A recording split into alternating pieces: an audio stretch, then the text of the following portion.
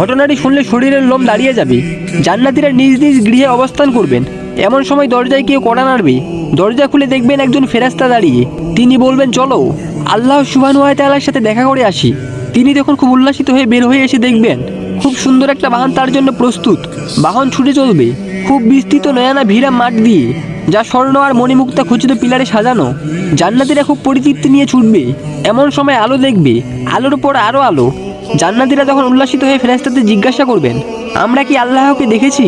না, আমরা সেই পথে ছুটে চলেছি, বলবেন ফেরেশতারা। হঠাৎ জান্নাতীরা শুনবেন গায়েবী আওয়াজ, আসসালামু আলাইকুম ইয়া হালাল জান্নাত।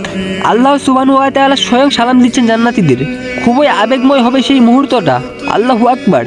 আল্লাহ সুবহানাহু ওয়া তাআলা সালামের জবাবে তখন জান্নাতীরা বলবেন, আল্লাহুম্মা আনতাস সালাম ওয়া মিনকাস সালাম, তাবারাকতা ইয়া জাল জালালি ওয়াল ইকরাম। হে আল্লাহ, আপনি মহান, আপনি শান্তিময় এবং আপনার হতেই শান্তি উচ্চারিত হয়। আপনি বরকতময়, হে মহান ও সম্মানের অধিকারী। তখন আল্লাহ সুবহানাহু ওয়া তাআলা জিজ্ঞাসা করবেন, তোমরা কি খুশি? তোমরা কি অসন্তুষ্ট? আল্লাহ জাহান্নামের আগুন থেকে বাঁচিয়ে আমাদের জান্নাত দিয়েছেন, আমরা অসন্তুষ্ট হই কি করে? জান্নাতীরা জবাব দিবেন।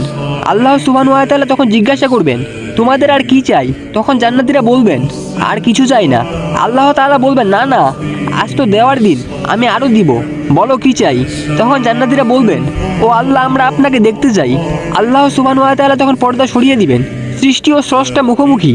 চোখ বন্ধ করে একটু চিন্তা করুন, সারা জীবন দুনিয়াতে যাকে ডেকেছেন, যাকে না দেখে চোখ দুটো অঝরে কেঁদেছেন, কাউকে না বলা আপনার একান্ত কথাগুলো যাকে বলেছেন, খুব বিপদে কেউ নেই, কেঁদে কেঁদে যাকে বলেছেন, পকেট ফাঁকা, ঘরে খাবার নেই, অনিশ্চিত উদোষ থেকে খাবারের ব্যবস্থা করেছেন যিনি, কত চাওয়া মাকে বলিনি, বাবাকেও বলিনি, রাতের আধারে কেঁদে কেঁদে যাকে বলেছিলেন, কত অপরাধ করেছি, কেউ দেখেনি, একজন দেখেছেন কিন্তু গোপন রেখেছেন, বারবার ভুল করেছি, যিনি ক্ষমা করে দিয়েছেন, অদৃশ্য ইশারায় সমাধান করে দিয়েছেন, মমতাময়ী মা, আমার আদরের সন্তান, প্রিয়তম স্ত্রীর ভালোবাসা দিয়ে অদৃশ্য ভালোবাসা আমাকে যিনি ভালোবেসেছে সবচেয়ে বেশি, সবচেয়ে আপন, সুমহান সেই প্রতিপালকের মুখোমুখি।